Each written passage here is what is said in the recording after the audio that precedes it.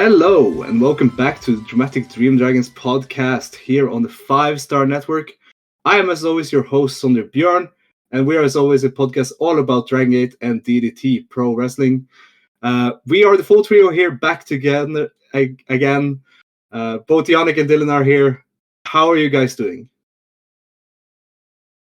I'm doing glad to be back on the Joshi watching hours. Dylan, how are you? I'm just happy to have you back. You know, last time you were gone. Although you did show up immediately after the show ended. To be fair, you popped in as well. You had immaculate timing for that. Blame the German rail system. I was so pissed. I needed people to talk to. That he was. Were the same people that I was around like the whole weekend. Yes, but we did appreciate that, and I'm so hyped to be back talking about a really major show in our rotation of our promotions that we cover on this humble Dramatic Dream Dragons that we built. Yeah. Always good to have a big show, but most importantly, love being with my guys, doing this good stuff for all the fans out there and all the listeners. Hopefully, we can deliver to all the DDT faithful that tune in. Yeah. As Dylan teased there, we are just going to be talking DDT because both me and Yannik, we are very behind on the wonderful fact that they upload everything from the Radio Prayers. Of course, we complain about it all the way in the lead up, but when it actually happens, we are behind immediately. I'm not sure if I said it on air, but like beforehand, I was like the sentiment definitely was for me at least like I'm not that mad about it, so I don't have to watch it. Yeah, and I have watched all of it, and I can say that we might not have had that much to say about some of this stuff. Anyway. But we would of course have discussions about who's winning and stuff like that. But I have meaning for a reason. I have kept myself away from knowing the standings, other than knowing that Hyo and Kurosho is obviously making it to the semifinal. You're saying this, you just enjoy being offline. Don't lie to us. I have enjoyed being very offline the last week or two. I will admit that. But we will be back next week to talk about the tournament as a whole, I think, because next week, of course, the final is happening. And also SSW Quest was yesterday. We won't talk about it here. We will talk about it next time. Yes. Also, I need to talk about another promotion here because Savi threatened me. GunPro has announced Ken Oka versus Mochi. Hell yeah. Hear the keyboard. Oh, I'm sorry. Yeah, I need to talk about it here, and thus it is done. Savi cannot hurt me. Yes, that Korakuen card for GunPro looks amazing. Honestly, yeah. Look, it's in like 2 weeks. Yeah, very happy that they're going back to Korakuen because every GunPro Korakuen always gets great cards. So, but yeah, we are just talking about DDT here. And of course, DDT Judgement 2025, the 28th anniversary 5-hour special that happened last Thursday on the 20th of March in Korakuen Hall to a question mark unannounced attendance. But it looked decently full. I'm sure they got the rest of the Senjo Big Show in there. Yes, yeah. Yeah, for sure. They definitely got the rest of the Central Big Show there.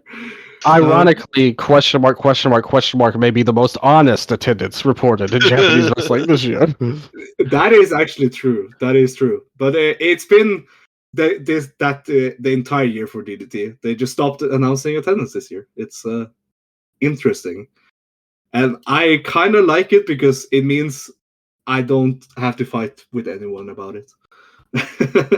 Or get annoyed by anyone about it. But I we like to always start with the first match for our reviews, but it's topical to start with the main event for this show. Yeah. Because I told it to Yannik after the show ended. He couldn't watch it live. I watched it live, and I warned him.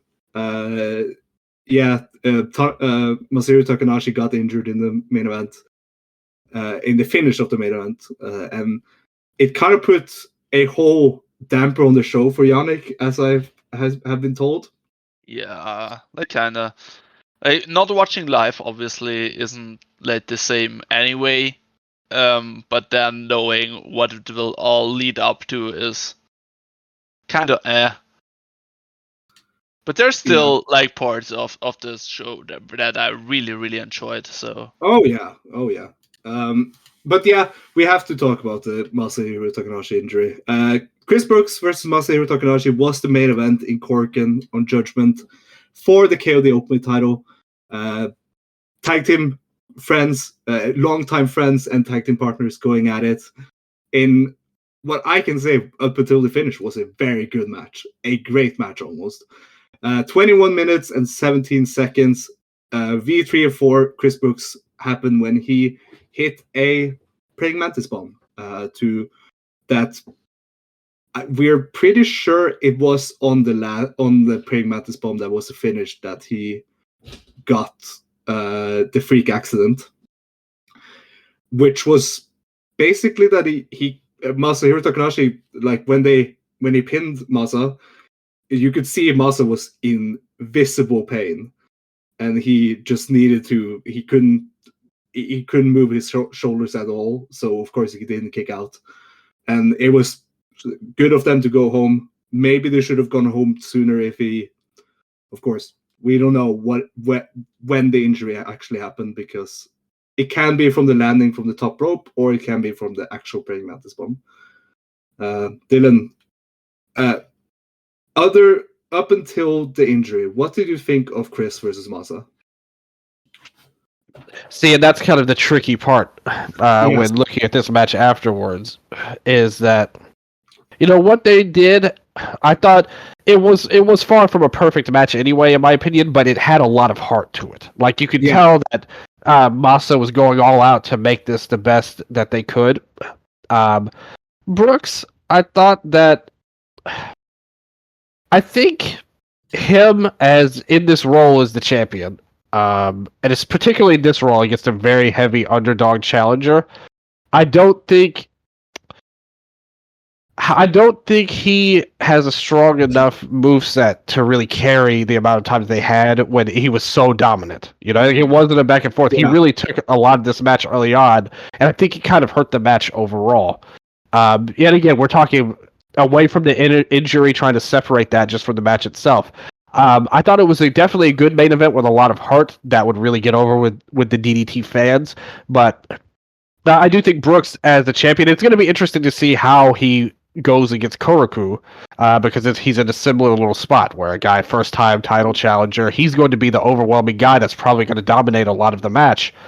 I would like to see him be able to string that together in a more, in a way that really he can bridge the gap in a lot of these minutes that I thought a lot of it, he just kind of got repetitive a couple of times, and I wish that he had a little bit more in his, That has been an issue that we have kind of noticed with this second Chris Brookes reign, has been that it's been a lot of repetitive spots.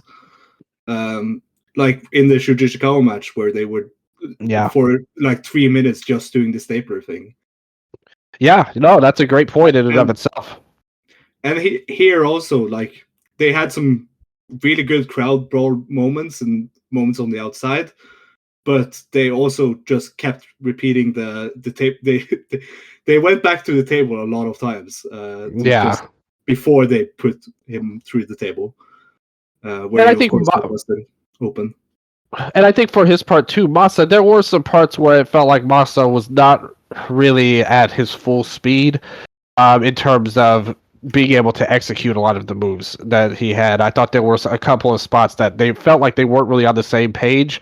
and not really in a good way. That led to some sloppy moments, but it wasn't anything major. As I said, I think that the match had a lot of heart, and I think that's what they were going for. I think they accomplished what they were going for until the finish, pretty much. Yeah. Even if there were parts that, like, there's nits to pick in it for sure, but I think overall it would have been considered a successful main event if things hadn't turned out how they did.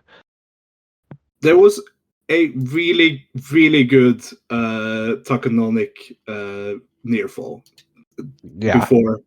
before the injury happened. That was the one chance he had of winning, and it was very good. Yeah, that's actually where I turned it off. Oh, at that point, yeah. Because like I had a look at the Twitter feed. And I saw, okay, this is the last spot that I saw on the Twitter feed. So I just didn't want to see it. So I turned it off then. Yeah, and again, I think they had good intentions with the praying mantis from the top, but it just I think it was the actual last praying mantis that was the injury. I don't know. I still don't know when the injury actually happened. I've watched it back. I watched it back a lot after it happened, and I still don't really know when it happened because it all looks like stuff they have done before. So it was a total freak accident. Absolutely, yeah. Masa knows how to take this stuff in his sleep.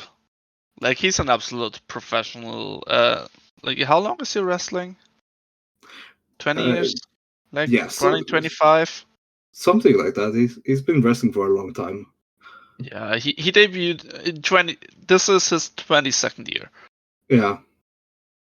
Yeah, like, to give my 2 cents on like, I obviously was very, very down, and then there were a few moments in this match where I was just like, man, I would be very into this if I watched this live and didn't know what happened. I was very into this match up until the finish.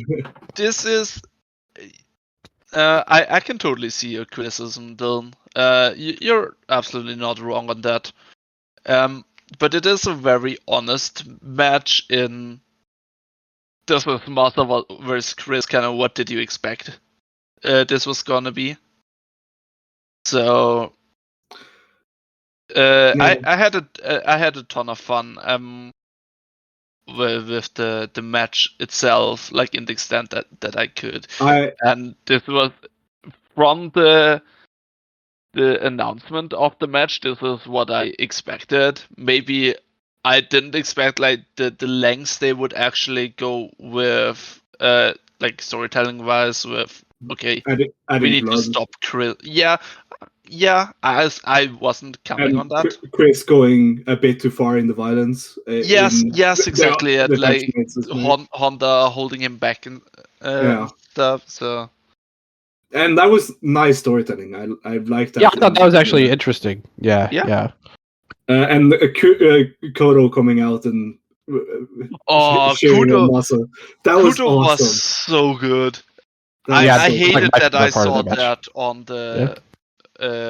the Twitter beforehand.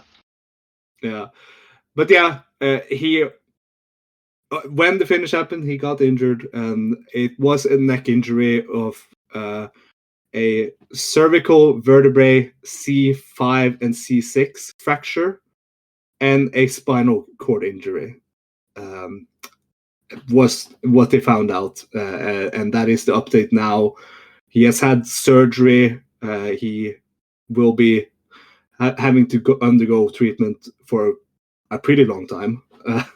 He is currently, at least as of March 22nd, in the intensive care unit at a hospital, undergoing treatment. But he of course said some wonderful words before they closed the show, where he basically said, thank you all fans, I love every fan, which is always nice that he got to say something. Chris was visibly broken by the result, and this was all almost why I warned you, Yannik, because I didn't want you to have to suffer through the post match. Yeah. Because Yeah. the post match, I didn't. Yeah. the post match was very similar to when Otani got injured for me, where I just closed the show. Yeah, exactly. Like I really didn't like that at all. Actually, like I mean, I know what they were going to, and I'm sure even Masa himself may have wanted that, but you could see that Chris did not want to build up the Koroku match. I hated that. Like, I really wish they had just like draw. You're not going to lose anything by cutting that out. Just in the show. You could have done that on a house show after the show. Exactly. Press conference. They could have done anything. Yeah. But this man's getting put off, taken out on a stretcher. We don't know. We don't know what's going to happen to this man. Yeah, the people in Korakuen weren't able to leave because, assumably, they were waiting for the ambulance that they have a clear way, which is the correct thing to do. But it's such a shit situation for everyone.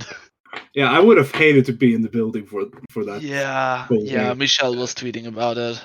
Yeah, it's I felt really bad for both Koroku and Chris to try and build up a match after that. And Chris basically said it in his promo. Now is not the time. You're not important. Let's just take a picture and get on with it. And then he rushed backstage. Chris even forgot his title ringside. That is how much he just wanted to get out of there. And I put no blame on him at all, or any of the wrestlers for that. Yeah, like I said, yeah.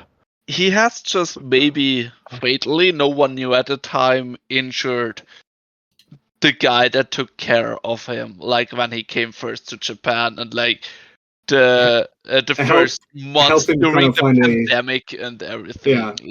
They are really close friends. Role in DDT. It's such a shitty situation. We had to start with that when talking about this show, because when you think about this show, you will always think about the main event and what happened and the injury, of course. Yeah. But I thought the rest of the show was great, honestly, because this show had not been built to well at all. We all talked about it in the lead up. This DDT has felt very not that important the last couple of months. We have not been that into what they've been doing. It's been very slow, and the build up to this was very weak. And when this show happened, I thought it was just a great time watching it. We'll go back to the opener now, because that's where the good vibes started for this show.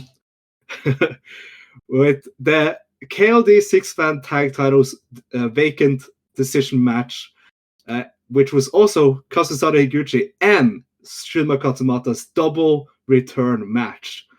It was Shunma Katsumata, Yuni, and Kazuma Sumi of NWA Junior, the trio of NWA Junior, who has been opening a lot, pretty much every show this year with that song and dancing.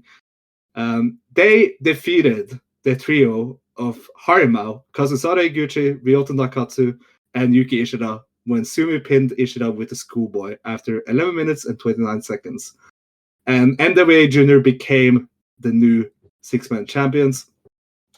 Well-deserved win here for not only Shunma on the return, but especially Yuni and Kazuma Sumi, because we have been talking about it for every time we've talked about DDT this year. Sumi and Yuni, they have been big highlights on the roster this year. And this was a great way to start the show. Both Higuchi and Shunma look great in the return. I just had a smile on my face the entire match, and I'm sure you also did, Yannik. Oh boy! I just thought about it. Looking, well, when I was watching this show, Shunma back Higuchi back. We haven't seen Nakatsu in ages in DDT. In DDT, Yeah. No, Oishi is never really gone, but he was back on the Sasadango was on the show. This felt kind of like a show from like a few years ago. And especially with like obviously NWA isn't like an official old unit. Yeah, but an old unit. Yeah. Like they're quite fresh, but like it's not like that original of a gimmick. It's literally a reboot. They're literally called Junior. But Harimau is back, which felt really fresh. And then, man, I can't not be happy about Shunma and Higuchi being back. I didn't care who wins this. I'm actually glad NWA won because of Sumi and Uni getting titles. Deserving it. Yes, and also Higuchi not having the 6-man title. yeah. It would be a weak way for him to start his return. Yeah. It is just it is not a great match. It is a great vibe though. Yes. And a good start to this with the singing beforehand. It's a fun start to the show. Yes, and I need to just say that the schoolboy of Kazuma fucking Sumi is one of my favorite moves going right now. It is so good. Yeah. Just watching Higuchi do bumps again was so happy. I was just so happy because Higuchi always will roll around. He will take like a head scissor and he will do like the whole cell, and it's so impressive because he's so big. And it's always it was just a big smile on my face whenever he did stuff in this match. Dylan, how did you feel about Higuchi and Shunma's return? I thought this match was awesome. Like, I was really impressed. I was going to make the exact same point that Yannik did about the schoolboy. Fear the flash pin. I'm all about a flash pin specialist in wrestling. We don't have nearly enough of them. And now Sumi is bringing it back.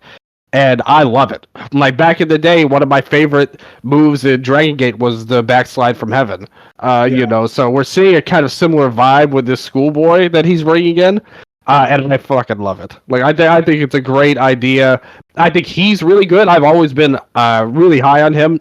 I think even more than a lot of people, and I think he's really delivering big here. Uni did a very good job as well. And obviously seeing Shunma back was a ton of fun. And on the other end, like Yannik said again, like Higuchi coming back was awesome. Nakatsu's always been one of my indie favorites. To see him back in a nice spot here is great. I just thought it was a really, really strong match where everything was, you know, executed very well. Like no real flaws or anything like that. So I was definitely a big fan of this opener. I feel like, again, I've been like harping on about Sonakamina needing to end for a long time. But this just feels right as like a new unit, these three together. I don't know who I would add to them, which is weird, but I just like all these three together that so much that I don't want to see Shunma team with this Sonakamina anymore, almost. And it's pretty cool to see Shunma as kind of like the leader of his own group. Yeah. And they all match his vibe in that. This ever since they came out singing at the Ultimate Party, I have been on board with these three together. And it's a good way to start the show. Of course, it will not be the last time we saw Harimau this show. We're in a good time for Harimau. But we'll wait with that. The next match was Toru Washi versus Antonio Honda versus Kazuki Hirata. This was a three-way match where Owashi ended up pinning Honda with the La Magistral Credo after 8 minutes and 40 seconds of a match that was just Hirata doing Hirata stuff. A lot of fun. It's what you expect from this. They had some kissing. They had Matsui getting involved. They had Honda doing Gon Kitsune, and all of it was in this match, and it was a fun 3-way. Nothing much to say about it. Yeah. It is Torowashi, Antonia Honda, and Kazuki Hirota. It was good. And Matsui. It was good. Yeah, don't forget Matsui. You know exactly what you get if you have seen them, and if not, you watch this and you know if you want to see more in the future or you do not. I remember I showed the screenshot of Matsui getting charmed by Hirata to a friend of mine, and I said, "This is the kind of this just happened. Like this kind of stuff here, it happens every show. Yeah. Every Korakuen will have some kind of either homoerotic or just dance-related shenanigans going on with all of these guys. Sometimes both. Always, yeah, and sometimes both, and it's always just the most funniest thing ever. Even though we've seen it so many times. Can anyone ever get tired of Hirata? Let's be honest. No. I'm just... It is starting to hit that Torowashi won't be around forever. Well, this is his last year. Active, yeah. At least. Yeah, that's my point. Yeah. And it's funny because he has been working so much both DDT and Dragon Gate the last year that it's going to be weird not having him in random legend matches, because he brings his own kind of charm into all of those matches. That's uniquely Torowashi. I have to say he is a lot better here than in Dragon Gate. Well, because in Dragon Gate he gets teamed up with just the old guys Yeah. And the old guys always do the same thing, not in the most charming way as here. I think it's also the fact that Hirata is just such a highlight to any match he's involved in that they always pair them up. But anyway, let's move on to JJ Furno's debut match in DDT. I only say that first because that was the only point of this match, and I didn't even think he stood out. It was MJ Paul and Illusion defeating JJ Furno and Tomomitsu Matsunaga when MJ Paul pinned Matsunaga with the reverse splash after 7 minutes and 23 seconds in the most skip match of the show. I should have said this is a skip match to you, Yannik. I'm sorry. I had forgotten about it when the show ended. Yeah. That's an assault on myself. Yeah, I'm sorry. I'm sorry. But that just speaks about what this match was. It's forgettable. Yeah, I enjoyed Illusion for a bit, Matsunaga for a bit, and then the bit was over. JJ Furno is like he's a weird mix between Jay White and ELP for me. And I can't get it out of my head. I cannot get it out of my head. He has like a foot taller than both of them. Yeah, but he also combined. He tries to do both of their kind of thing while not doing anything of it good. Yeah, Dylan, have you seen JJ Furno before? No. Will you watch any JJ Furno matches after watching this? I will. Will you seek him out? Well, no, definitely not. I thought this match was so boring and worthless that I had to make a phone call to try to get Illusion's diploma revoked from college. I don't think he should be allowed to graduate if these are the kind of matches that he's putting together. At the end of the day, that's my opinion. We'll see if it. We'll see how it goes. It's not his fault, but the whole match was like, what is this? This is a total waste of time. Frodo Well, didn't even stand out, like you said. Yeah, of course he isn't going to stand out. He's wrestling MJ Paul, and MJ Paul was a lot in this match. That's true. Weirdly. I will. This time, I'll try to get MJ Paul's diploma revoked. Next time, then. Okay. Do you think he got a diploma? Doesn't matter. What Yeah, made he you knows. think he got a diploma? Do you think he knows what a diploma is? If he does, I'm getting it revoked. Okay, if I can get his wrestling license revoked, I would do that, but they will not listen to me. My big note about this match is that I had forgotten how much I like MJ Paul's entrance theme. Because it's a banger. I'm glad you've got your priorities straight, Sondre, but I won't argue with you on that at all. Yeah, MJ Paul's theme is pretty good. I will give you that. Moving on to a 6-man tag, Yuki Naya, Yuya Koroku, and Keigo Nakamura defeated Makoto Ishii, Akito, and Soma Takao when Koroku submitted Soma Takao with the modified Triangle Lancer after 11 minutes and 42 seconds. This match is notable for the fact that Koroku got the win over a kind of a veteran. It's nice to see. It makes sense. Of course, everyone could have predicted that Soma Takao would be the one to get a win over in the lead up to his title challenge. Yeah, it was good. It was just a fun 6-man tag. Nothing stand out again, but Koroku is a great wrestler. Yannik, what do you think? Sorry to jump in front of Yannik here, but I just think that Koroku, it's great to see him in any situation.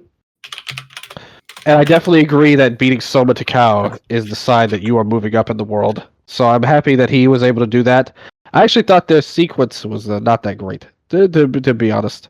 At the end, the finishing sequence, I agree. Yeah, so hum match, but the pop was good for Koroku. I think Koroku is really getting over the fans ever since his win. And they're telling you a good story. The new look coming in there, he's advancing. We're seeing him grow before our eyes. This match accomplished what it needed to, even if it wasn't anything worth writing home about. Let's talk about it here. Now, I guess we can wait until the preview. Let's wait till the preview, because I think both me and Yannik has a very different take than you will have about Koroku. Okay. But yeah, Yeah, but we should talk about that later. There's nothing to talk about this match here. Yeah. Again, moving on. I am glad that Koroku and Akito are in a block, though. I want to say that. I saw them wrestling and I was like, oh, I want to see more of that. And then I hope they meet each other in the King of DDT. It's not like they haven't released who's going to face each other. They only released the participants. Oh yeah, I know the picture got it to look like it was. No, you're right. I didn't think. Yeah, as usual. Moving on to Harashima and Takeshi Masada defeating Yunakiyama and Daichi Sato when Harashima pinned Sato with the Somato after 30 minutes and 39 seconds. I thought this was great. This was like the whole point of this match, I felt like, was to build up Daichi Sato as now a regular member of the DDT roster. And I thought it did a great job at that. I like that. This was kind of because, of course, it got revealed after this or during the intermission that Daichi Sato will be taking part in the King of DDT, and I thought this match showed why he should be in that. He should be allowed to compete in that and be allowed to showcase there, because he looked great. Him and Takeshi Masada had some fun spots and fun chemistry here. of course, they a lot of it, like they had some hits, misses there, here and there, but they are very young wrestlers, so it makes sense. And the two veterans held their own, had fun. Was Harashima and Yuya Nakayama. I really like this match. What did you think, Yannik?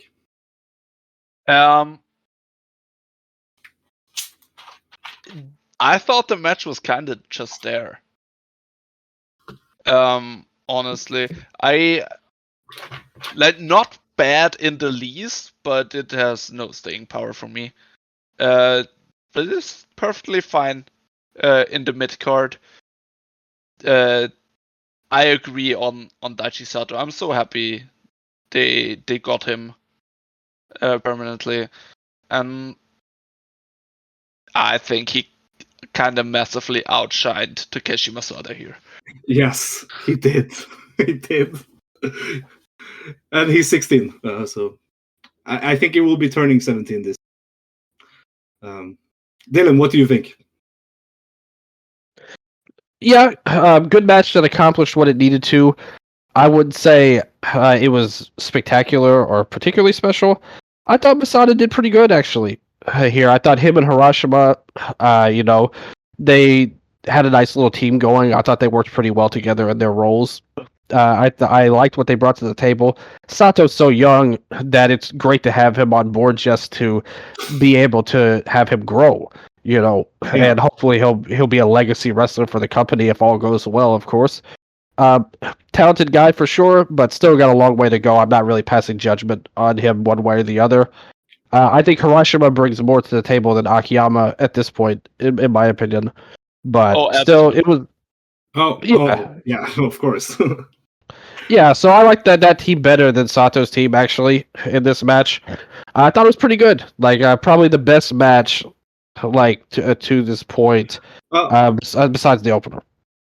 Akiyama didn't really do that much in this match. He was there. I was just a big focus for me was on Sato, so I was into that for that reason. But I forgot to mention, before this match, they announced that Wrestle Peter Pan will be 2 days this year, and way later than it usually is. It will be happening. Night 1 will be happening in Higashin Arena on August 30th, and Night 2 will be happening in Korakuen Hall on August 31st. Yannik will be going to those shows. Probably. That was the first reaction I had to it. No, I didn't react to it being 2 days. I only saw that it was in August, at the end of August, and I knew, okay, Yannik will be able to go to it. Yeah, this is not Dangerous Gate. I will not skip this. Probably. Actually, I may do Dangerous Gate, but I will be late. It depends on what the title matches are. Yeah. Also, like, I would understand if you would skip like Night 1 of Peter Pan and go to Korakuen instead. Yeah, the Higashin Arena, huh? Yeah. What did they do at the show this time? For those who don't know, that's where they had the Chris Brookes versus Shinya Aoki match, where Chris Brookes won the title. That's where also where they had just nothing going on. It was a great match in the building. Yeah, that is also where they had Akito versus Yukio Eno for the title. That was where nothing was really going on in the building, especially. But yeah, what do you think of them splitting the days, Dylan? I think, again, I don't want to speak for anybody. I don't know that this is the case at all. My guess would be they're not very confident that they can draw a big crowd right now, but they think maybe they could get a smaller crowd twice, and it'll be good. Like if they can sell out both arenas, you're going to get 3,000 or so fans total. It's kind of the COVID way of thinking, which of course makes like they don't trust that they can sell out or do like a big big crowd, so they will split the crowd into 2 days and call it a success. Very like how COVID, how a lot of people treated the COVID 2-day thing.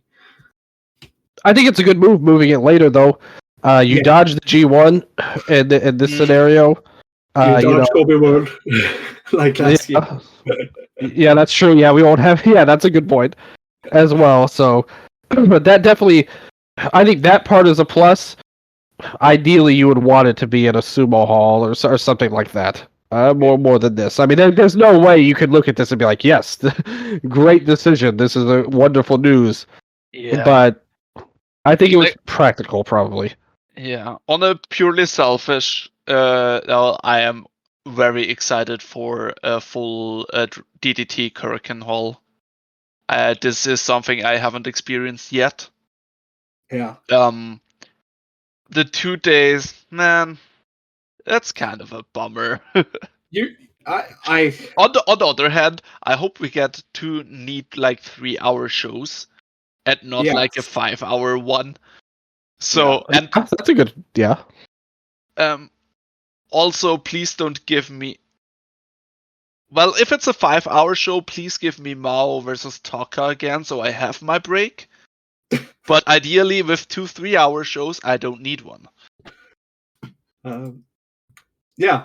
We're. I actually want to talk some about Taka. No, not about Taka. I mean, other than please, Taka, please don't upload the show from January so that I can still gatekeep. Thank you. That's an insane take. Moving on to the DDT Extreme title loser joins match, which which was Super Salsa Dango Machine versus Dancho Godino in Dancho Godino's third defense of the title. He loses to Super Salsa Dango Machine with the Avalanche vertical drop Lehman in a slow motion match where this match, when I watched this live, I immediately thought this was one of the best things they have done in a while for the Extreme title. It reminded me of last year during Hirata's stuff, because it was a lot of unique and very nice stuff that they did here.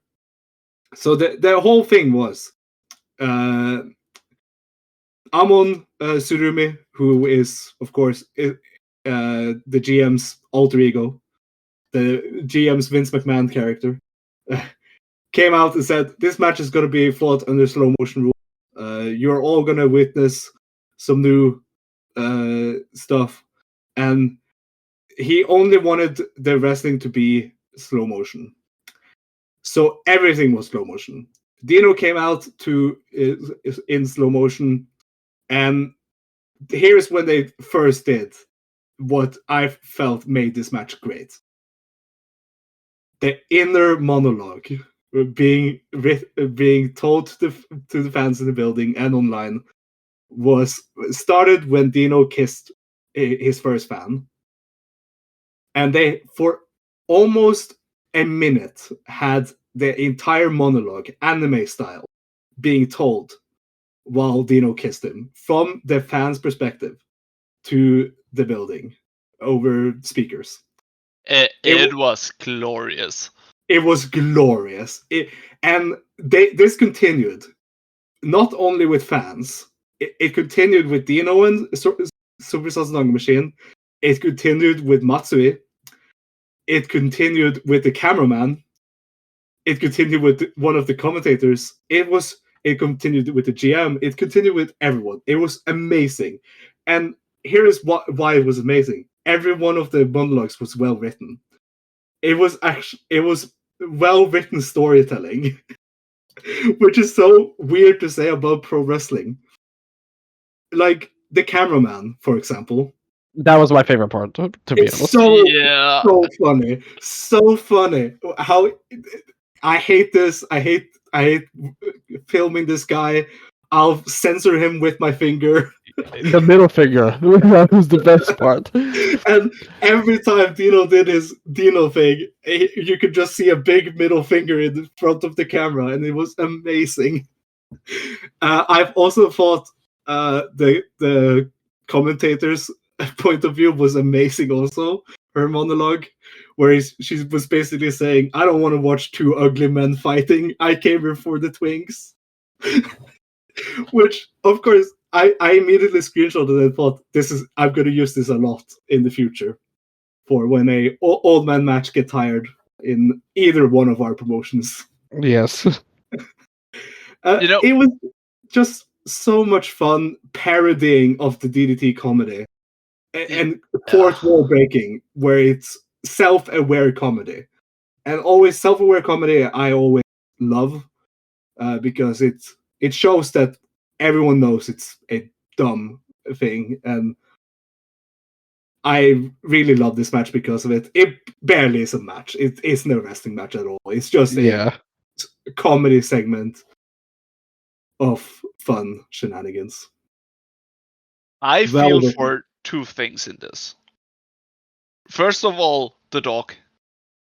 Yes. Stop doing dog bits.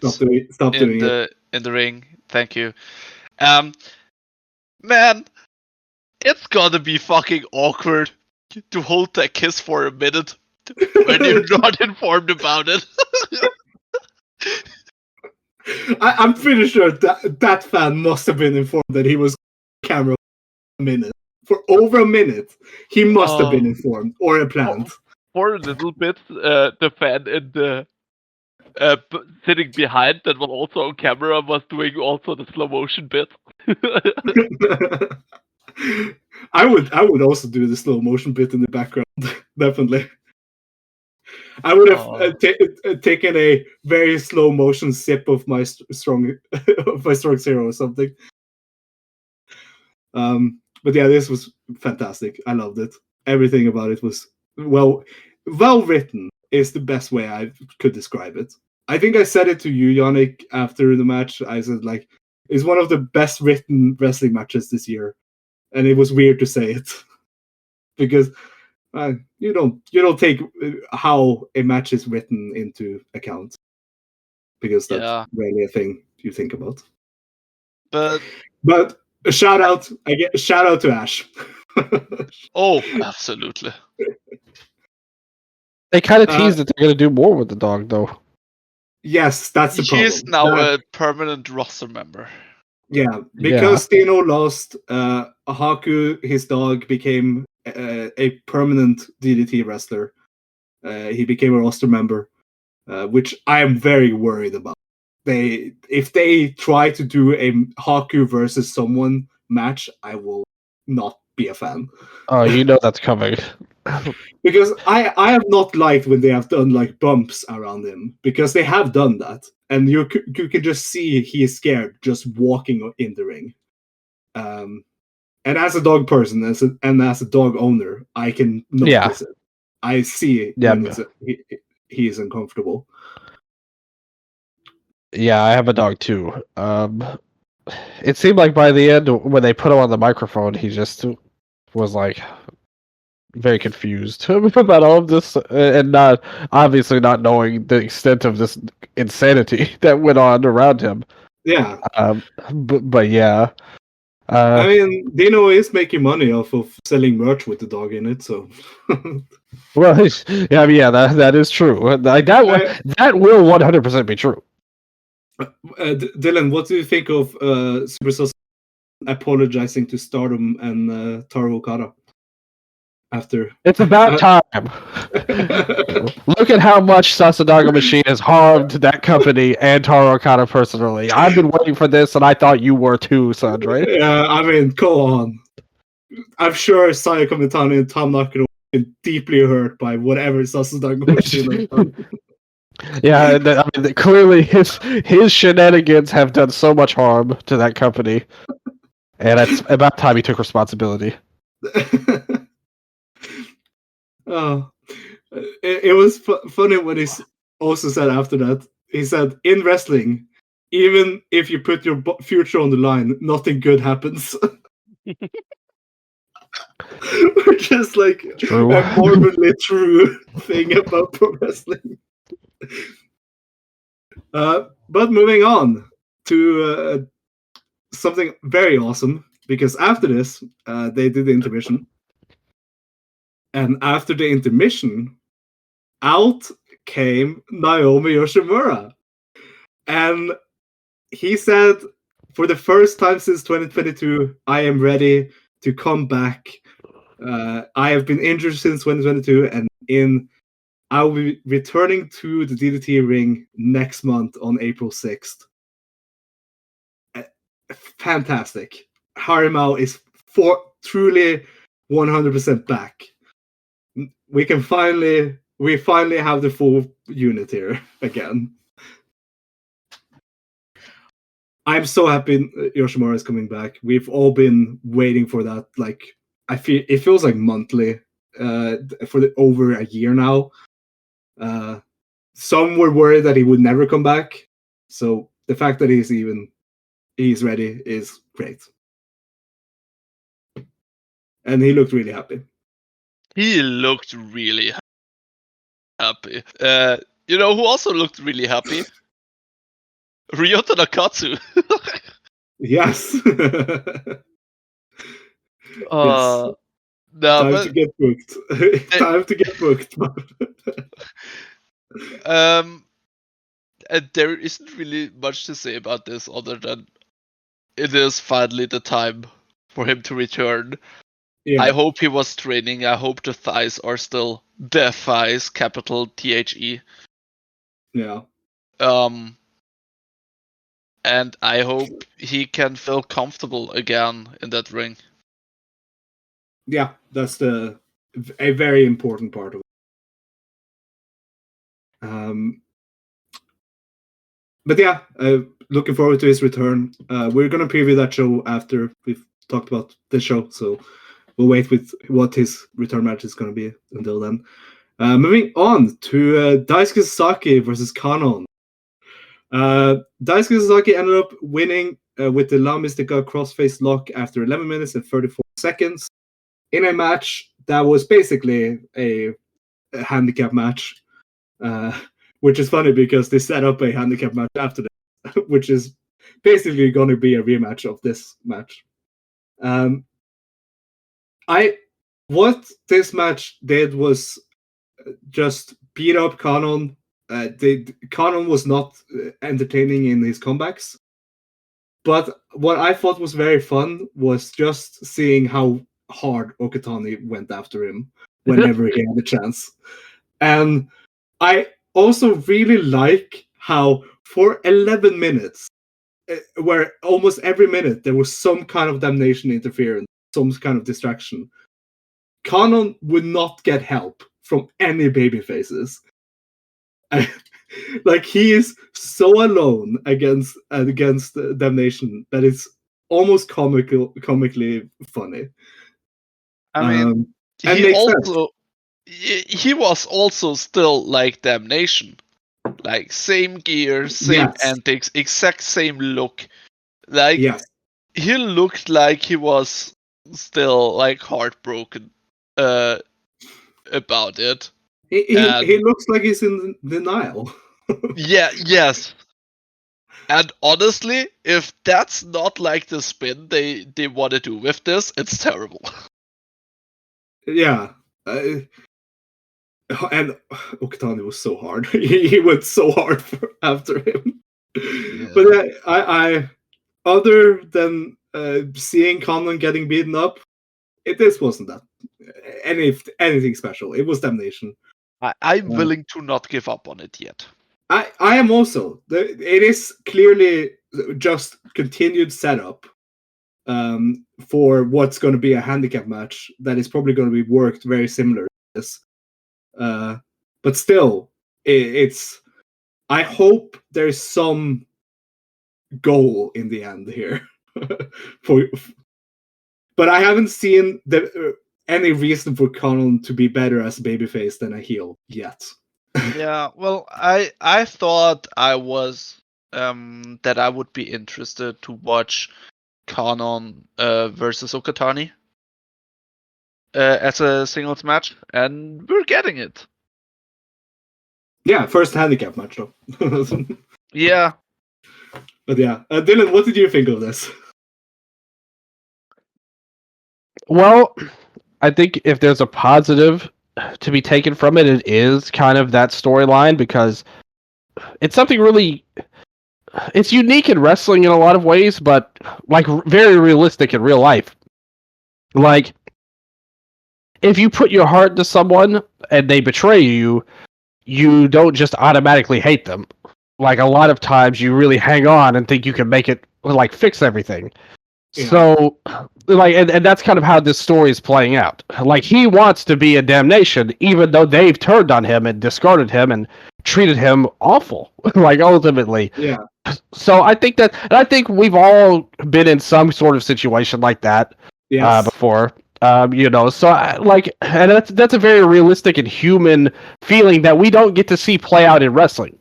So I actually like the storyline of it a lot. I like that he hasn't changed. Like, he's still trying to hang on to this failed relationship ultimately, and I think that's really cool. The problem is it's canon. So like he's just him. Like that's what am I supposed to feel about these two? The thing about Kanon, even before he came to DDT, like, he has always been a Damnation member at DDT, and even before that, I have never seen him as a good wrestler in right.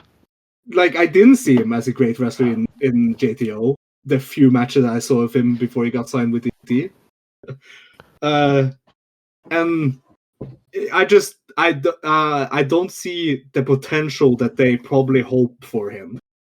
And especially with Okatani right there. Yes.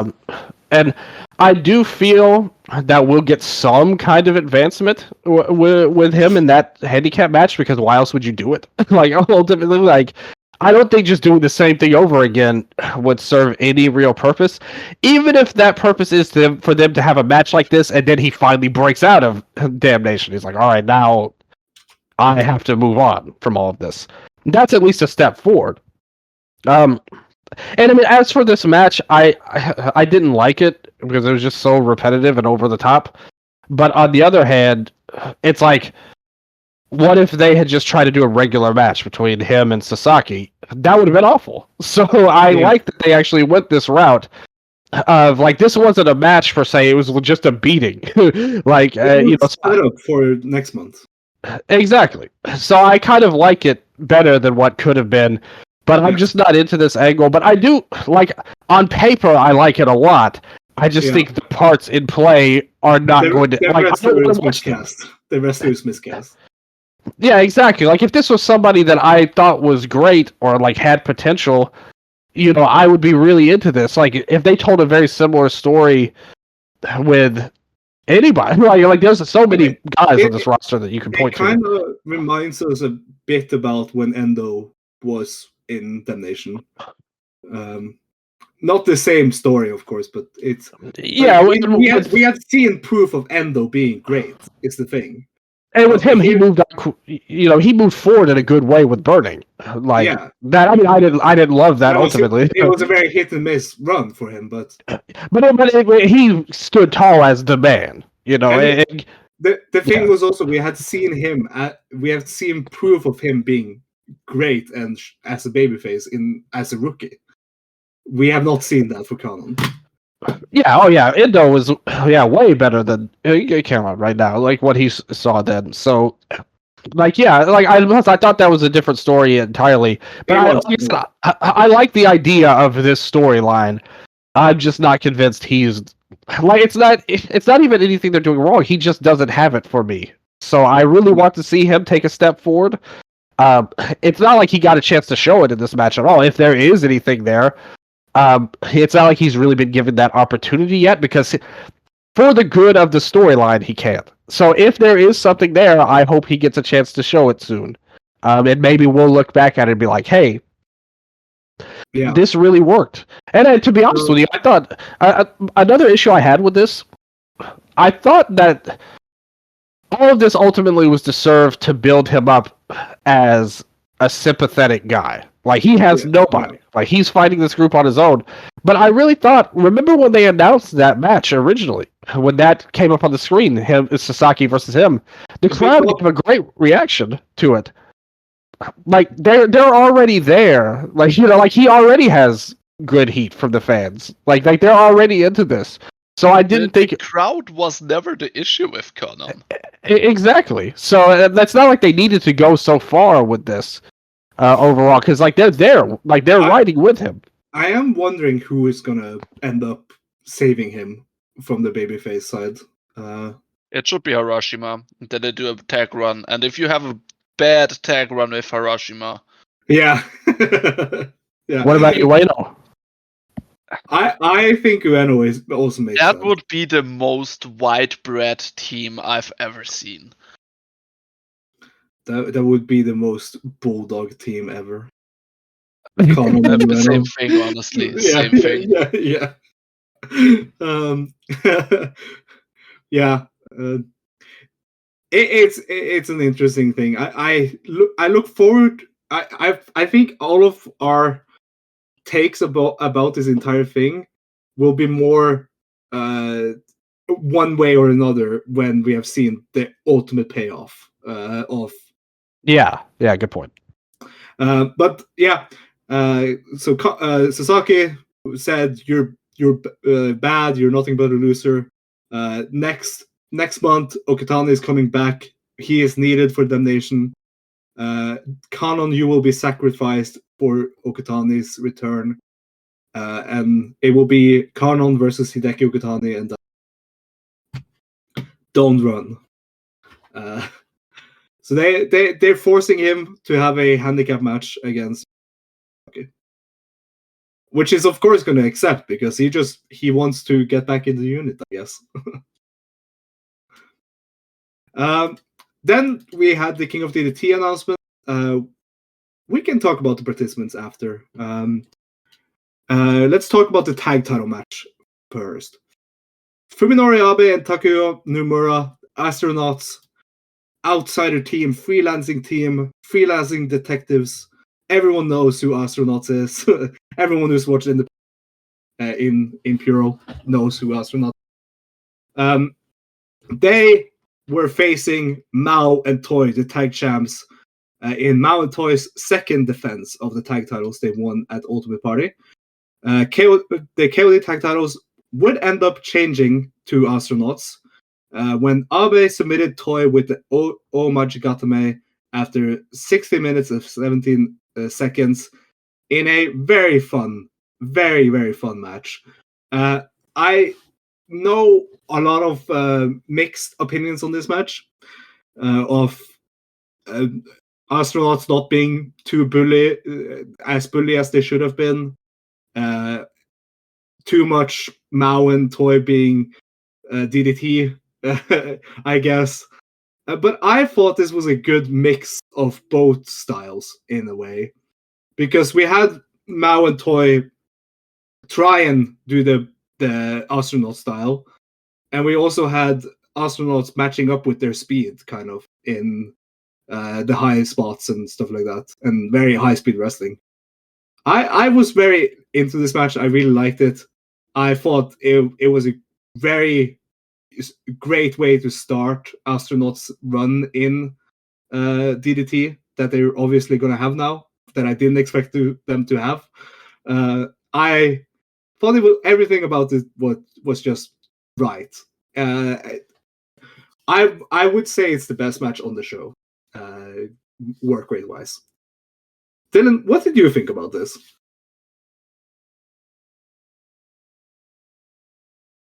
I do agree with you that it was the best match on the show. And I guess it just depends on your expectations, because for somebody who's so familiar with, especially Abe, he's a goofy guy. Like, yeah. I know he's going to lean into that here. I fully expected it. I think if you come in expecting, like, oh, these guys did that Battle Arts tribute match, and they're in DDT now, or then if you expect like them to have a match like they have, like the legendary matches they have BJ against Strong BJ, Like, this is not going to be a Yeah. strong DJ match.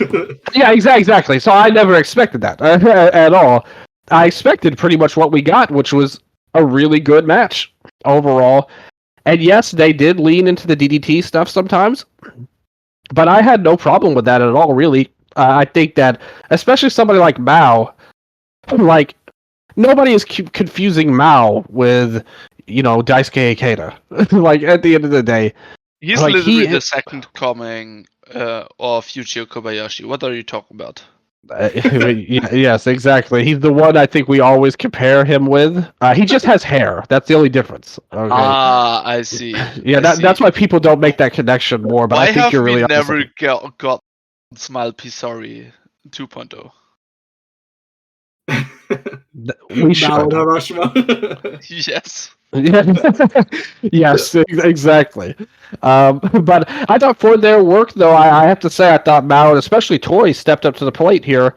I thought they worked really well with the astronauts, and they all, like you said, I thought it was a good melding of the two teams, and it was a really strong match. Like, for DDT, I thought this was one of the better matches overall of the whole year so far. So I thought it was really good. Yeah. I like, especially for Toy, when he did when him and Mao did the whole hitting each other to fire each other up kind of spot. That, of course, that is very astronaut spot to do, and I thought they did it very well, and it ended up costing them the whatever. Yannik, what did you think of this? I mean, what did you expect? What I think about this was awesome. This was a ton of fun. They are all together goofballs. I thought Toy was great. Once again showing that he is a really good tag wrestler. Yeah. Especially after he was, kind of disappointing in singles the last few weeks and months. Yeah. And I mean, it's kind of unfair. Like, I enjoyed Mao and Toy, but the alternative is the astronauts. Yes. I mean, I would have probably been mad if they lost. It's so, like, when the result happened, I didn't expect it. I honestly did not expect astronauts, because I thought this was just a one-time deal. They would come in to be a big show challenger.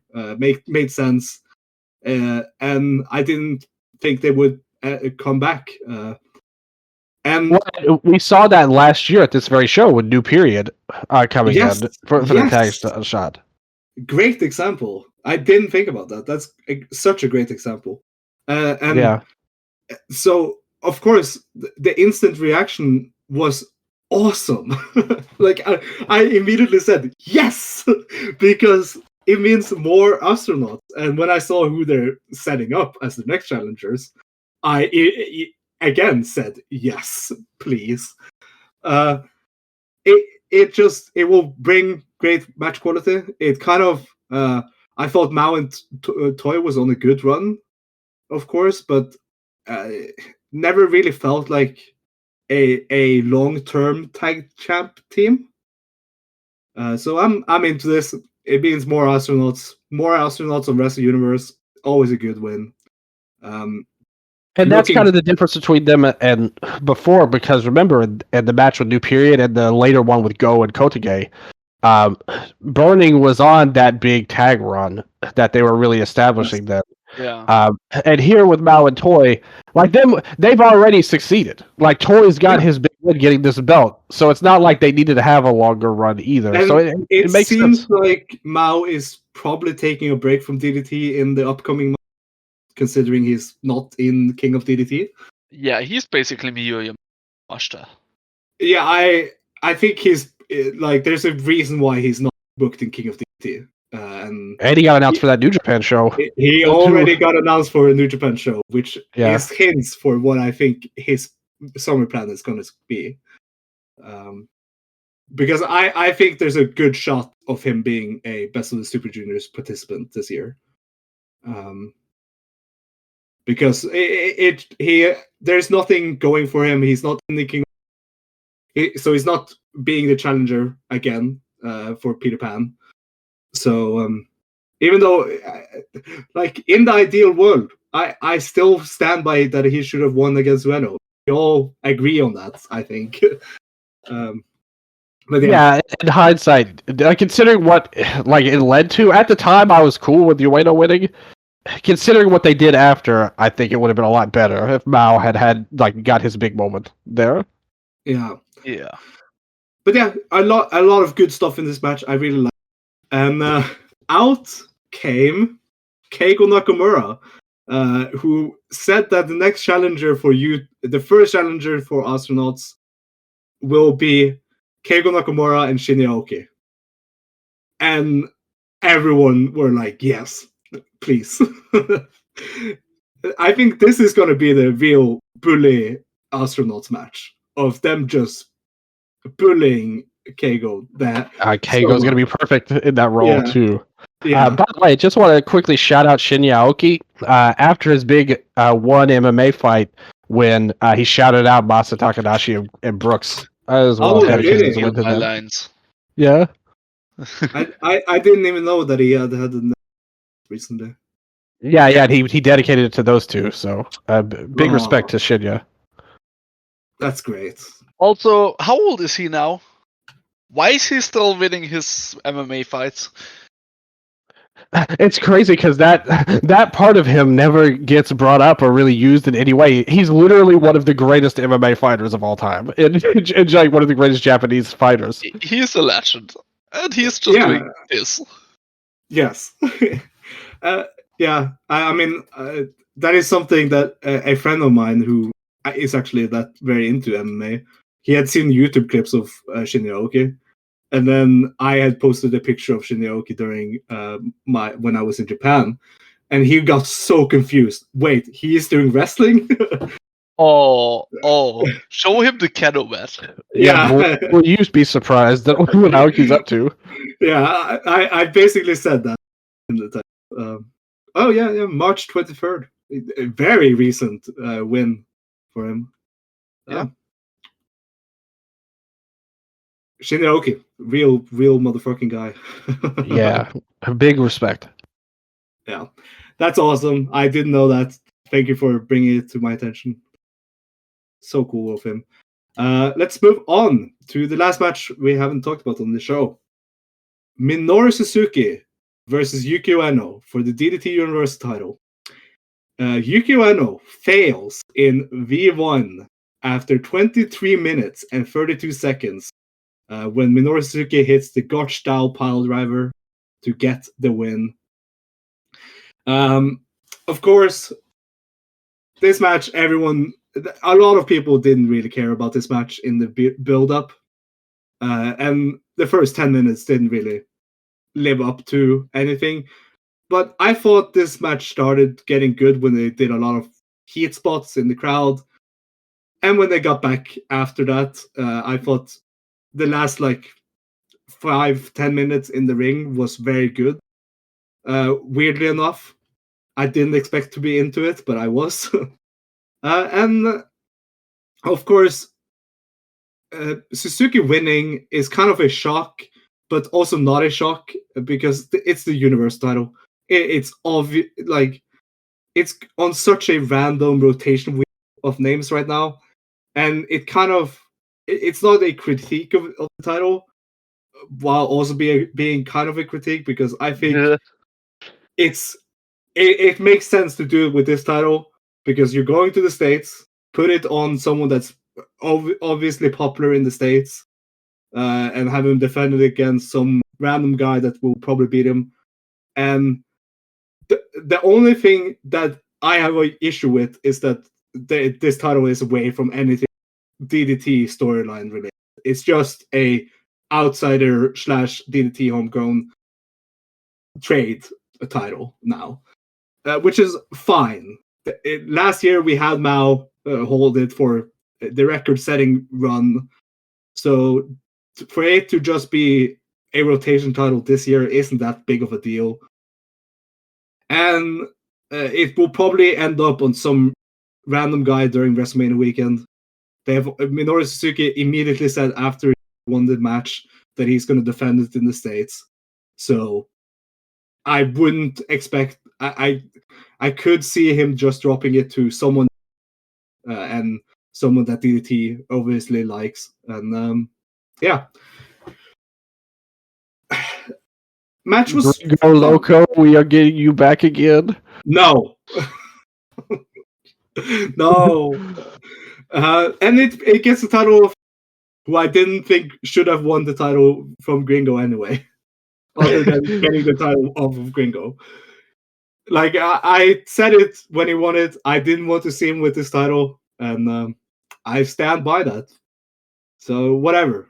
It's not an important title in my opinion. It isn't.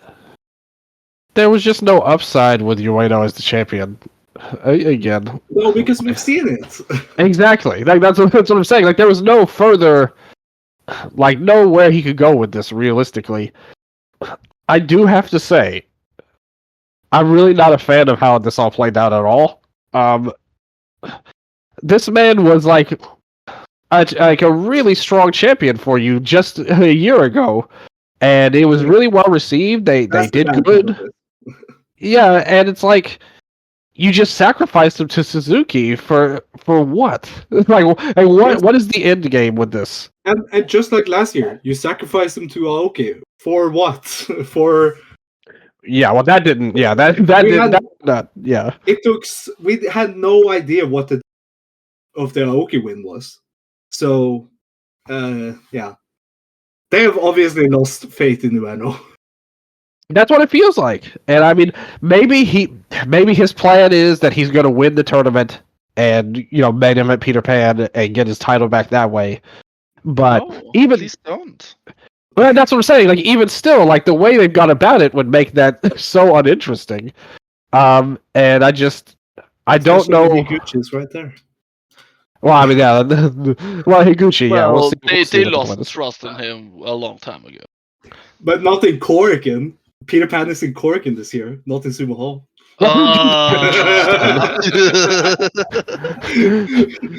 Higuchi had a great Korakuen run of attendance. Who do they have trust in? Like overall, like if it's not Ueno, because it's hard to. Koroku. Well, it's hard to ask, in my opinion. I don't know what metrics they have they're looking at, and maybe somebody in the company knows and will tell me. But what more could they have asked for from his title reign, considering where they were before it? And where they've gone after it, and how establishing that run was for him to get a star level, in a star level in story and in storytelling. And in the company as a whole, his attendances was also good. Helped by Kaze Takeshi and stuff like that, of course. But we did research at for the Eastern Lariat Awards last year. Like almost all of his attendances were a big jump up from a year prior. Maybe that's why they have stopped announcing attendance, so that we don't look at Ueno as a good ace. It's to sabotage Ueno's reputation. Okay, but yeah, I mean, and this match, not only did he lose, this was a pretty one-sided affair. Do you think there's some? Because we heard a lot of dramatic, readings of whatever happened with Ibushi, and that if some people were talking about Mao Ueno being at fault there. Do you think it wouldn't surprise me at all? It wouldn't surprise me at all if that's true. I mean, just look at where we're at right now. Like those were your two main eventers in your biggest show of the year last year. Look where they're at. Yeah, there could be some truth to that. Both of them are getting kind of pushed down because of ruining whatever Ibushi and DDT's relationship. I could. That's conspiracy thinking. Yeah. But what's the explanation for what they're doing otherwise? That's because I can't come up with any other explanation. Yeah. So I don't know. I didn't like this match that much. I know a lot of You people didn't did. like But how it was worked? no, I thought it was like way too one-sided in Suzuki's favor.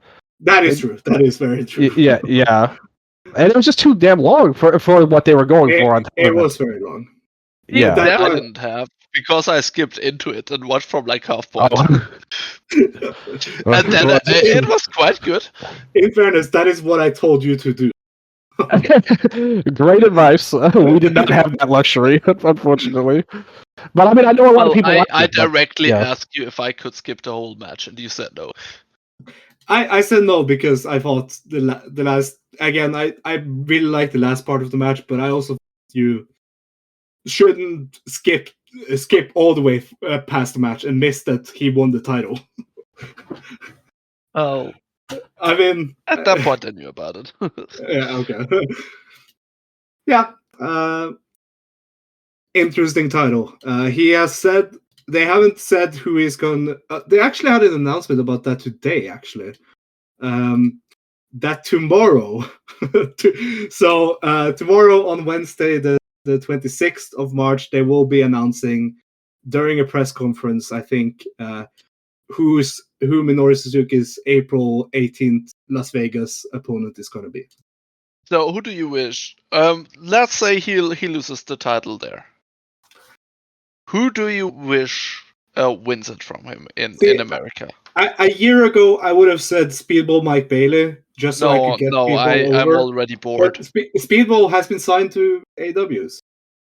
Just mention his name. You're bored. He's safe. Don't worry, Speedball is safe. He the Tony Khan. Yeah, I don't know. I honestly don't know. Who can be? Put it on Miyu Yamashita again. God damn it! I didn't get to see that run. Put it on her. And he did say he wouldn't be held back by gender either. So Yeah. Well. Hey, put it on Willow just to flex on TJPW. oh, Put it on Namba. Oh, no, it will never come Yes. back then. yes, genius. I don't even know who's announced for. Like Yeah. Yeah, they so we haven't- don't even know the options for this. Yeah. Yeah, let it be compared to- Manders. I'll allow that. Compared to previous years of WrestleMania week, we know pretty much everything that is going on with Dragon Gate during WrestleMania week, but we have no idea what's going on with. We have Joshi matches on Dragon Gate. That's insane. Yes, I'm looking forward to talking about WrestleMania week or Dragon Gate specifically because those cards look amazing. I'm so happy for a lot of the wrestlers involved there. Like when they announced that Starlight Kid and Asumi is going to be on Dragon Gate USA, I just immediately thought, yeah, those two specifically are very happy that they are allowed to wrestle on Dragon Gate. Yeah. Sayaida too. Yeah, Saida too. And those side note, those Dragon Gate cards look good. They have been revealing them over the last. Actually today, because that was when I checked it, and I just saw it was today they revealed the cards for both shows. And I look forward to seeing them. Looks like Dragon Kid is back by the time of WrestleMania week. But yeah, Bulls again. We're waiting for Dragon Gate until next week, hopefully. So yeah, that was Judgment. For me, I really liked the show. It was a great setup show for future stuff in DDT. There was a lot of stuff set up for next April, the next Korkin in April. I thought all of the matches that needed to delivered in a way. Of course, it's hampered a lot by the injury in the main event, but I would look at this as a success up until the main event injury. Would you guys agree? Totally. This was a really fun show. all in all. There is like the whole middle bit, but nothing really falls off to the extent where that there's an actual lull. There's something to be happy about, and like almost everything on this card, and towards the end there is some really good wrestling. Again, if we skip the first half, like I did, Suzuki and Ueno was quite fun. Tag Titles was really good. Man, that main event, that's so sad. Yeah. Wishing a speedy recovery, man. Yeah. Wish he can come back to the ring. I'm actually kind of worried that it might be a career-ending thing. Yeah, I mean, broken necks are not fun. Yeah. And then, but also like the Dongo and Dino thing in the middle is such a highlight. And it's also like a lot of build to the rest of the year on this show, I thought. Yeah. Yes. And that's Yes. good, because that is something DDT has been missing. Weirdly enough. I think as a standalone show, last year's was better with all of those matches. I don't think there was anything on this show as good as Yuma and Takeshita was last year. No. And like you said, Or Harashima and Ueno. There is no match. Yeah, that was really good too. Yeah, that was a great match as well. What you said is so true. Like, this show will ultimately be remembered by what happened at the end, and that's sad. Not just because it's sad, period, but also because this was a good show overall, and I really agree with what you said. Like, if you watch it in a vacuum, last year's was better, but I think this year's definitely built to way more. They've sowed the seeds to where the rest of the year can really take a jump to a new level that they weren't at to this point. And I think this could be considered a turning point show for the company. As I said, the ending was so sad, and I really hope that Takanashi's okay. Masa's okay, and I just hope that Brooks is okay too. That's devastated him, and he probably feels guilty, which he shouldn't. Like, in my opinion, and I just hope everybody involved can get to a good place mentally. And like you said, now you just want to see him be able to, first of all, get to a point where nothing's crazy in his personal life. He can just live a normal life. And secondly, hopefully he can get back to doing what he's loved for over 20 years now in pro wrestling. And, the show itself was very good. Lots of good stuff set up. Even the opener I thought was a great start. The comedy stuff in the middle was all hits. I thought, and I'm somebody that doesn't always connect with the DDT comedy, but I thought this show they did a really good job. Even the Kenna and Sasaki match at least set stuff up for the future with Okatani's return. Yeah. So no real complaints. I didn't like the semi-main event personally, but I know a lot of people did. And besides that, the tag match, really loved it. The opener was great.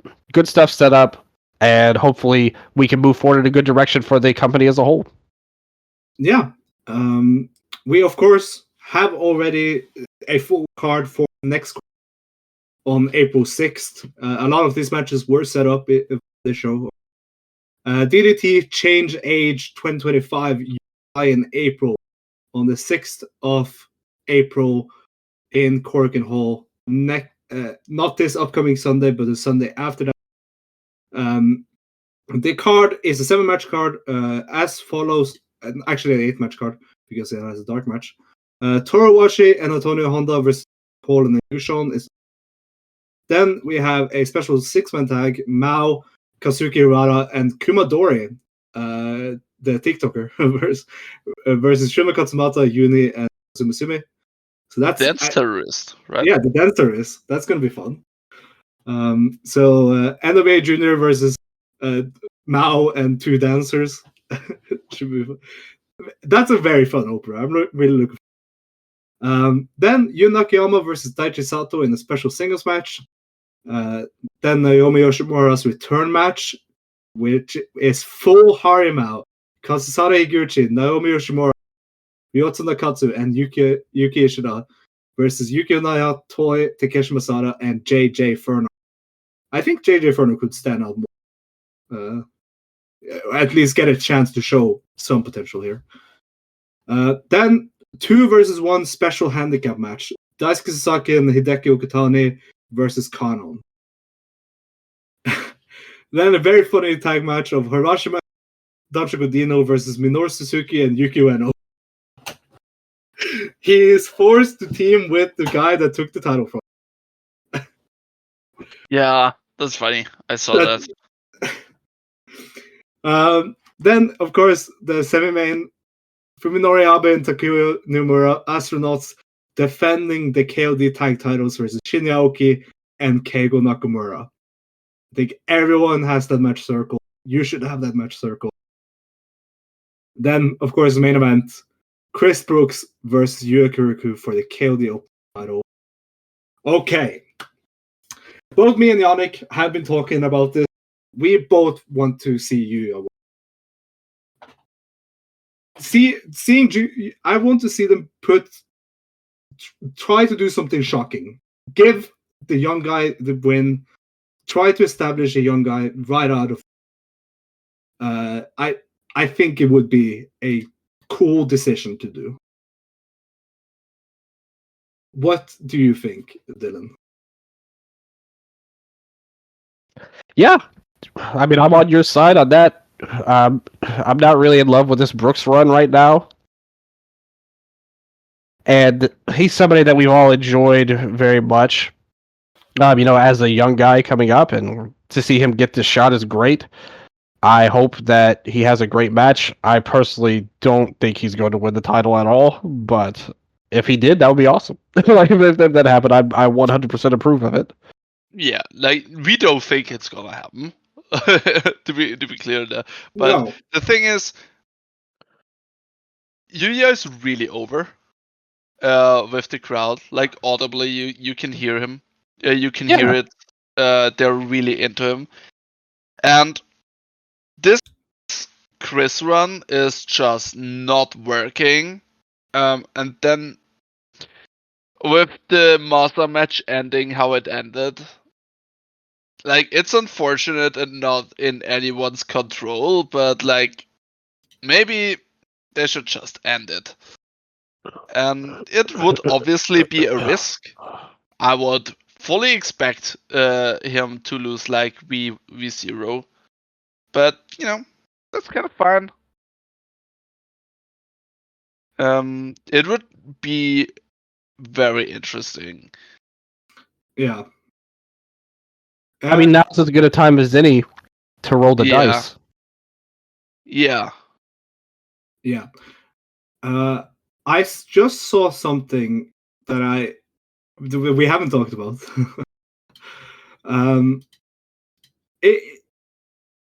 With this show, and with the fact that we are in a kind of holding pattern for needing new wrestlers to move up to the main event scene, we do need that. We have been saying that for like a couple of months now, and I feel Yuya Koroku is ready to take that step. And honestly, strap a rocket to him and see if he succeeds is kind of my thinking. Because DDT needs kind of more bodies in the main event scene, like Yuya Koroku, who is a very good wrestler, who is new, fresh, young, all of that, and has a clear identity as someone that can be pushed. And now with the fact that I totally missed, but I checked now during while I was scrolling the DDT English feed, Mao left Sonokamina. Mao I forgot that again. On the Osaka show, Mao that happened on March 23rd. Mao officially left Sonokamina. Well, he said it in the backstage comments after Judgement. Yeah, it's kind of like it's kind of what I was expecting, because it feels like he's moving kind of away from not moving away from DDT as a roster member, moving away for taking a break from being a big DDT wrestler for a couple of months. Not that unsimilar from Endo. It seems his goal is more to try and get some New Japan matches and New Japan fans. And of course, he was the big guy. Mao was the big name in the King of DDT that I immediately noticed was missing. And I thought that was strange because last year was focused on building him to become a main eventer. And to now take one of the few guys that has a main event potential in them away from it was weird. So they kind of, again, they need to push people like, and they're obviously trying with Kanon, they're trying with Koroku, and I think that's the whole goal of this first half of the year. So it's going to be interesting to see. It would be very funny if Yuya Koroku walks into the first DDT King of DDT he's taking part of as a champion, as the KOD opening. That would be very cool. But yeah, April is going to be an interesting month for DDT. Yeah. So yeah, like we said before, sauna time is over. They all lost except for Shunma, and Shunma wasn't wrestling as Sana Kamina. He was NWA. Yeah.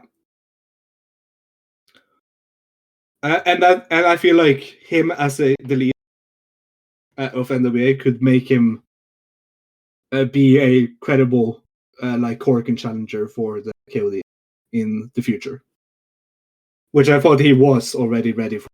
Cashed in his contract last year. Who do you think replaces Masa? Maybe Yoshimura. I hope. That would be cool. That would be cool.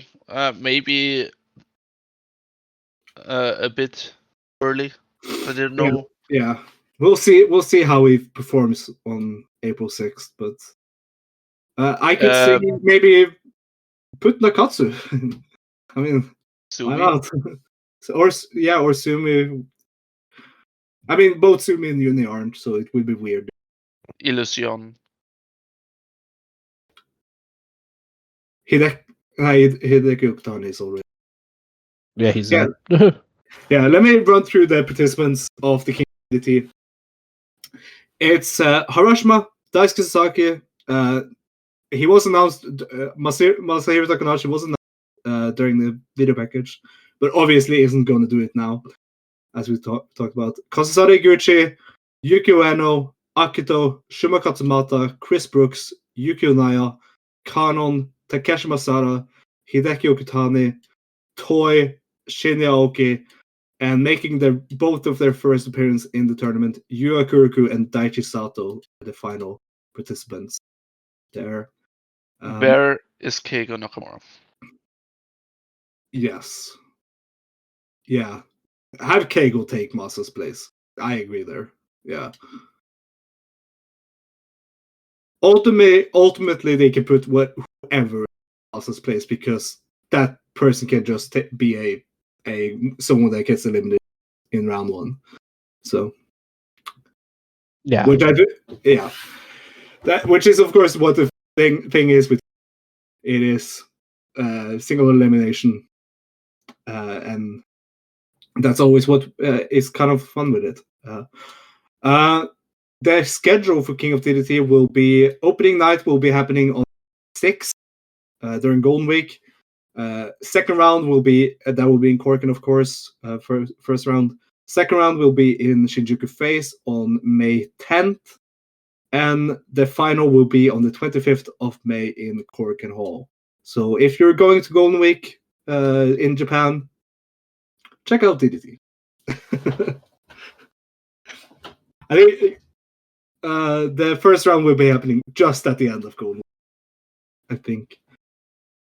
But anyway, yeah, really look forward to that's what my main thing is about this Judgment show is that it really made me look forward to the rest of the year, and in a way I haven't been so far this year.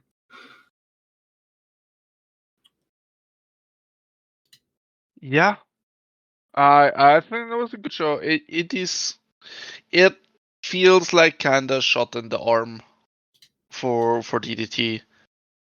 Yeah. I mean, Harimau back, Shunma back. Unit movements. Yeah, Okatani back. Yeah, that It happened. is. Yeah. Yeah, it is good. I'm looking forward to it. Still, ultimately, all I think about and will probably in future think about is Masa, and that's unfortunate. Yeah. But since they didn't really build to this show, but are already building to the next one like way better, I'm really looking forward to that one. So April 6th can't be here soon enough. Hell yeah. Yep. Looking forward to it. Gonna be fun. Dylan, I did listen to half of the newest episode of Listener. It was good. It was nice to hear your. It was basically the same takes we had last time me and me recorded about Dragon Gate. Was the first half, so yeah, it was kind of repeating for yours. I could hear Striga's side, so. That's true. I always have tinkered with like telling you something and then saying something opposite on the Eastern Lariat just to freak you out. Be like, "Hey, what? you said this other thing." I mean, you can do that, and I would notice. So yeah, especially on like Stardom or something. We didn't talk about that till the end of the show. About like, I would say something to you about Tom Nakano or something, and then on the show I'd say something totally different, and you'd be like, "What?" I've never done that yet. I feel like you've done that before, though. I don't remember ever doing that, to be honest with you, but I should have if I did. And maybe I will. Like we still got plenty of time for that to happen. But yeah, everybody should listen to the Eastern Lariat. We'll be back with another new episode pretty soon. Lots of big stuff going on in Japanese wrestling, whether it's from New Japan, All Japan, maybe Stringer watched Noah. I don't think he did, and I don't blame him. I'm not going to push for that if he didn't, for sure. But lots of cool stuff that's happened lately. On the Patreon, I've covered a little bit of stuff. There's big Joshi shows happening all over the place. So lots of cool stuff going on there. Everybody listen to that show. Like I said, we're getting more regular now that the school year is wrapping up and Stringer's got more free time. So we're going to do some big things for sure coming ahead. And hopefully you guys all enjoy it as much as you enjoy this show as well. Hell yeah. I also want to say that I will finally start paying more attention to Stardom because I saw the lucky news that Mina Shirakawa is officially leaving, so I'm free. that's what you're waiting for. You aren't watching anyway. What are you talking about? Yeah, I know. But she has been a big point of why I don't want to watch. So okay, now you're gonna give it another chance. Their big show coming up in less than a month's time. Of course, I'll be watching the big show. Come on. Yeah. Cinderella tournament just ended. Shout out to Massive Kura. But she is late. The better rookie already won a title. Kanemiku is Ice Ribbon Tag Team Champion. I want to repeat that on here. Yep. Marina Saihara is AWG champion. We're living a great time. Yeah, check out the Actors Korakuen. That was good. Very good show. At least the final match was very good. Yeah, there's some real bad stuff on there.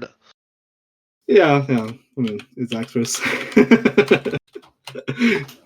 But yeah, we will be back.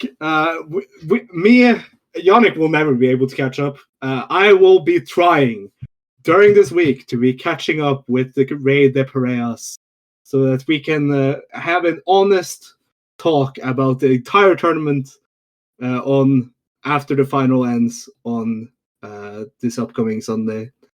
And I saw, yes, being able to is one thing. I will not try to catch up. You're funny. Yeah. Yeah, that's the dedication right there. I will at least catch up with every Courage match. That I have to do that. That sounds fair. But we will be back sometime next week for the review of the finals because that makes sense.